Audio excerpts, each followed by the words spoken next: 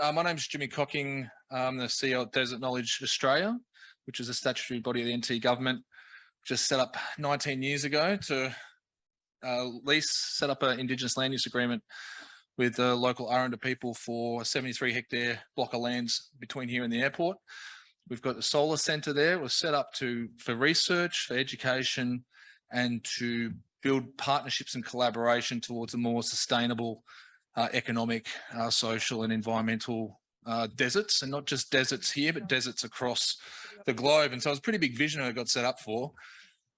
And, there's been a review done and, found that it didn't achieve as much as had been hoped, but there has been some great wins along the way. One of the big wins is the renewable energy work. We're part of the consortium, and I suppose just before I go much further, I just want to acknowledge I'm on Lhere Arte country and pay respects to their elders past, present and emerging. And also I really want to put a big shout out to Anne-Marie, because she made this happen. And I think that, should give her a round of applause. And I'm going to do the same again. I'm going to do the same again tomorrow, because I've been on some of the phone calls over the last few months, or probably 6 months in organising this. And I just want to acknowledge that, because it's a big work to do that, and particularly bring all these people from the climate science together. I suppose some of the challenges, it was great to see some of the presentations today, and sorry I had to duck out today, but I think there are technical challenges, and I'll talk more about this tomorrow with the Alice Future Grid project, of which as the CEO I'm authorised to talk about it. But there's some great outcomes that are going to come out of that in the next 12 months, and that's a 2-year project, ARENA funded, that is looking at what the barriers are to getting to 50% renewable energy, and that's 50% total electricity energy.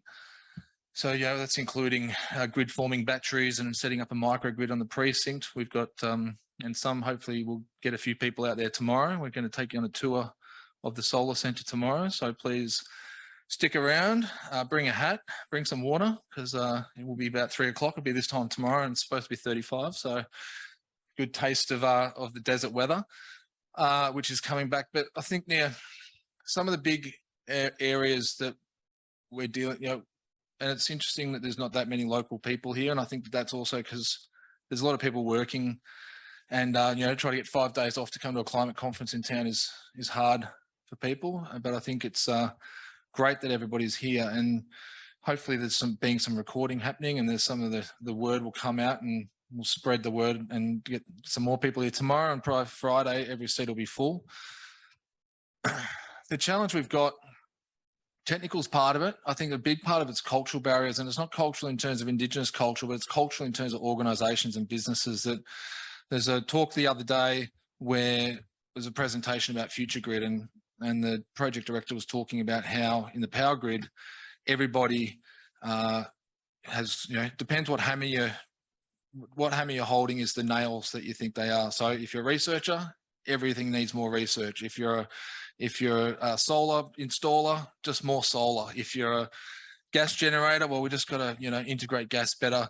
And that, ultimately whatever people are holding is what they think there needs to be more of. And actually what needs to happen is there needs to be actually more getting together and actually identifying these barriers, like what Supriya put up there before, actually sitting down in a room with people and overcoming and working those through. And that's hard, because some people don't want to hear hard truths, but the reality is that that's the way that we're going to get through that. And that's part of, I speak here as I've been at DKA for a long time. I've only been there 2 months, but previously I run the Arid Lands Environment Centre for the last 14 years. And so been involved in the renewable energy sector more from an advocacy point of view.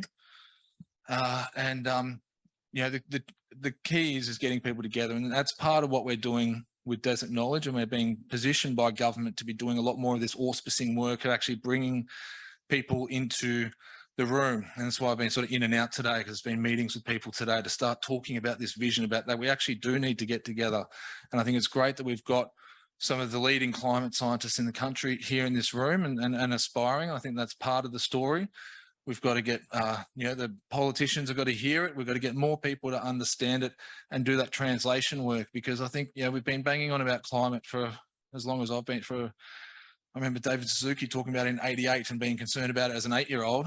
and still we kind of haven't managed to cut through. So we've got to find those ways to be able to tell that story and to be able to help move hearts and minds, because the heads don't necessarily work, because people butt their heads against each other because of where they're coming from. And I think we need to do more of the sitting down with a low smoke fire, but, you know, sitting down around, you know, sitting down and actually having the conversations and finding what the ways are that we can actually come together and talk about it. And that's where these issues like with up in Tennant Creek with what's his name again? Frank, that's it, Norman Frank. With Norman Frank's house, and you know, that came together because there was an issue was identified that the prepaid systems are a barrier to people having solar on their public housing. And so people came together and said, how can we solve this? The minister got involved and said, we've got to solve this. And it got done. And I think we got to see more of that. And I think I'm hopeful that we've got to change a government federally that's going to actually, they're willing to listen, and they've set a target. There's at least some movement in that direction rather than active resistance. And I just think that, you know, with forums like this and symposiums like this are going to be important. And I think as we get more people around the table and get more momentum, there's room for everyone in this space. It's just a matter of people working out where they fit in. And if they don't fit into the future, we've got to find ways to transition those industries so that people aren't losing jobs. And also out here, particularly creating jobs, because that's going to be, and I'll talk about this more tomorrow, but there's out in communities, there are no jobs. There's not much opportunity for people at all. So for kids that are growing up, they're just, you know, they hear about climate change, they hear about all, you know, just the heaviness that comes down on people. And we need to create opportunities out there for people, and we need to actually do that long, hard work. And I know that there's the captains of industry talk about, oh, we need to import more workers, we need to do that. But we actually need to do that long, hard work of actually building a workforce and doing workforce development in communities, and actually enabling Aboriginal people to be part of an economic development framework rather than not, because the alternative is that the gap will continue to widen. And what we need to be able to do more of is a climate justice approach. We need to be looking at this from a justice issue, and the people who've had the least amount to do with global warming are the people who are suffering it first and worst. And we need to make sure that they are at the front of solutions, particularly in their country. And they're not going to, they can't solve the problems for everyone, but we need to listen, and we need to actually learn and realise that we don't have all the answers. And I think I'll just stop there, because I could talk about this for ages.